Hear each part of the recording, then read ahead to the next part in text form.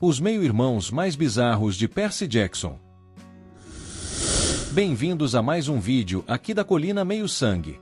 Como a gente bem sabe, o chalé de Poseidon no acampamento Meio-Sangue costuma ficar bem vazio. E a maioria de nós conhece o motivo oficial para Poseidon não ter tido muitos filhos mortais nos últimos 80 anos. Tem a ver com aquele pacto de semideuses mortais nunca mais que ele fez com Zeus e Hades depois da Segunda Guerra Mundial.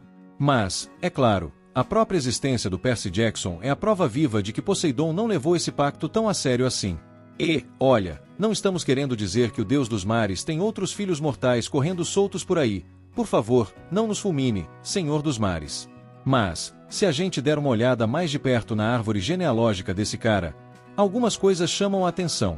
Se os filhos mais recentes de Poseidon forem parecidos com alguns dos mais antigos, a equipe do acampamento Meio-Sangue tem motivos de sobra para manter a porta do chalé dele trancada a 7 chaves.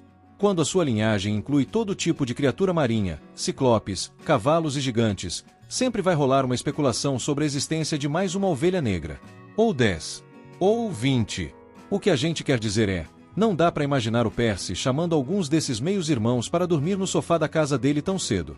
E não dá para culpar o garoto. Acomode-se aí, porque hoje eu vou te contar 5 dos testes de paternidade mais bizarros do Poseidon. Número 1. Procusto. Sabe quando você conhece um irmão perdido e, de cara, ele tenta te forçar a participar do passatempo sádico dele? Nunca é um bom sinal. Nada de criar laços falando sobre traumas de infância ou abandono paterno. O negócio dele era amarrar a galera. Nada de quebrar o gelo. Ele preferia quebrar ossos. A única coisa que passava pela cabeça de Procusto quando conheceu o Percy era esticar as pessoas numa cama de tortura.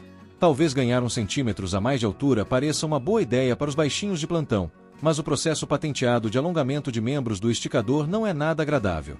Nem indolor. Muito menos voluntário. Sem falar na chance real de desmembramento. Então, não é nenhuma surpresa que a primeira interação do Percy com esse irmão de outra mãe tenha acabado com Procusto tirando umas férias permanentes do mundo dos vivos. Quem sabe num próximo encontro o clima seja mais amigável, né?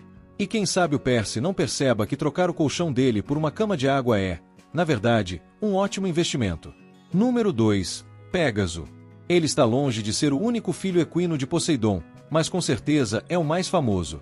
Hoje em dia, um semideus não pode jogar um raio pro alto sem acertar um cavalo alado, mas o velho Pégaso foi quem lançou essa moda. Nascido da Medusa depois que um outro semideus chamado Perseu cortou a cabeça dela. E olha, não somos médicos, então nem pergunte como a biologia disso funciona. Pégaso logo fez nome no Monte Olimpo. Você deve lembrar do trabalho dele nos mitos antigos, em episódios clássicos como aquela vez que meu irmão Belerofonte me obrigou a lutar com uma quimera, ou aquela vez que o Belerofonte deixou Zeus tão furioso que o deus me machucou e me obrigou a viver nos estábulos dele. Conhecendo a juventude do Pégaso, dá pra entender porque ele não anda muito com heróis hoje em dia. Ele até quebra um galho se for absolutamente necessário, tipo quando a reina precisou de ajuda para mover Atena Partenos para o acampamento Meio-Sangue. Mas ele só vai te ajudar se você for um verdadeiro amigo dos cavalos. Se você está procurando um cavalo alado mais parceiro para o dia a dia, é melhor tentar a sorte com um dos filhos mortais do Pégaso, como o Blackjack ou o Guido. Eles podem ser menos poderosos que o paizão, mas são muito mais confiáveis. E reclamam menos. Número 3. Anteu. Também conhecido como aquele meio-irmão que é viciado em luta livre, ou em briga, ou só em violência no geral. Na juventude, esse gigante, filho de Poseidon e Gaia, costumava desafiar estranhos para um combate até a morte. Tudo isso para usar os ossos dos oponentes na construção de um templo para Poseidon. Detalhe, sem o Poseidon nunca ter pedido. Mas, apesar de toda sua força, o Anteu parece fadado a ser aquele vilão clássico que parece super poderoso, mas que sempre, perde a luta para um herói que descobre seu ponto fraco. No caso do Anteu, o ponto fraco é um medo paralisante de altura. Qualquer altura. Sério. O cara perde as forças se for erguido 1 centímetro do chão. Parece meio patético, né? Mas até que é fofo quando você percebe que esse poder ligado ao chão vem da conexão dele com a mãe, Gaia, a deusa da terra. Temos certeza de que a velha cara de terra tem muito orgulho do filhão. Número 4. Caríbdes. De alguma forma, existe uma meia-irmã com quem o Percy tem ainda menos em comum do que com o cavalo, Caríbdes. O monstro marinho que parece muito com aquele poço de Sarlacc de Star Wars. Mas ela nem sempre teve essa aparência. Quando era criança, Caríbdes era uma giganta normal. Bom, O mais normal que uma giganta filha do grande deus dos mares pode ser. Ela era completamente obcecada pelo pai. Fã número 1 mesmo. Ela começou a reivindicar terras em nome de Poseidon. Naturalmente, o seu tio amargo, Zeus, percebeu isso e decidiu na mesma hora que ela deveria passar pela transformação mais trágica da história. Você já deve imaginar o que aconteceu.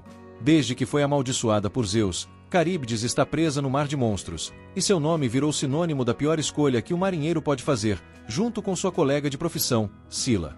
É uma vida solitária.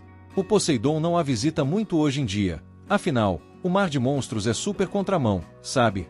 E a Gaia nunca foi muito fã de cruzeiros marítimos. Qual a lição que tiramos daqui? Que mulheres ambiciosas são rotineiramente punidas, transformadas em vilãs e abandonadas pelos deuses sem motivo aparente. Não, claro que não.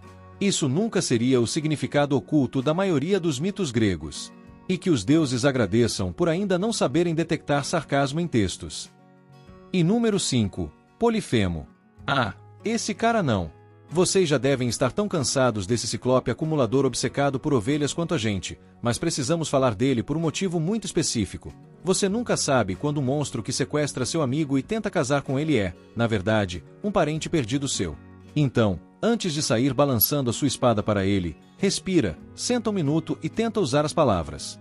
Você pode descobrir que vocês têm mais em comum do que apenas o Pai Divino. Talvez os dois se sintam invisíveis e negligenciados.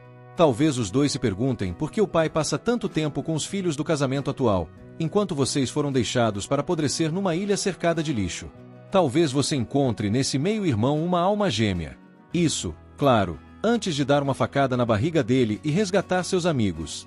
Criar laços familiares é legal e tal, mas sequestro e casamento forçado ainda são coisas super problemáticas. É melhor manter distância desse cara o mais rápido possível. Então, qual é a grande lição de hoje? Seria que um deus que domina 70% do planeta tem uma tonelada de filhos ilegítimos? Que Zeus é o pior tio do mundo? Ou talvez a lição seja que o bem e o mal são frutos da nossa criação, e não da nossa natureza. Não importa quem seja o seu pai, você pode se tornar um dos maiores heróis do mundo, ou um esquisitão que ama tortura e camas de água. No fim das contas, tudo se resume às escolhas que você faz na vida. E aí, qual desses meio-irmãos do Percy é o seu favorito? Esquecemos de algum nome importante? Deixa aqui nos comentários. Não esquece de se inscrever aqui na Colina Meio Sangue e deixar o seu like. Até o próximo vídeo.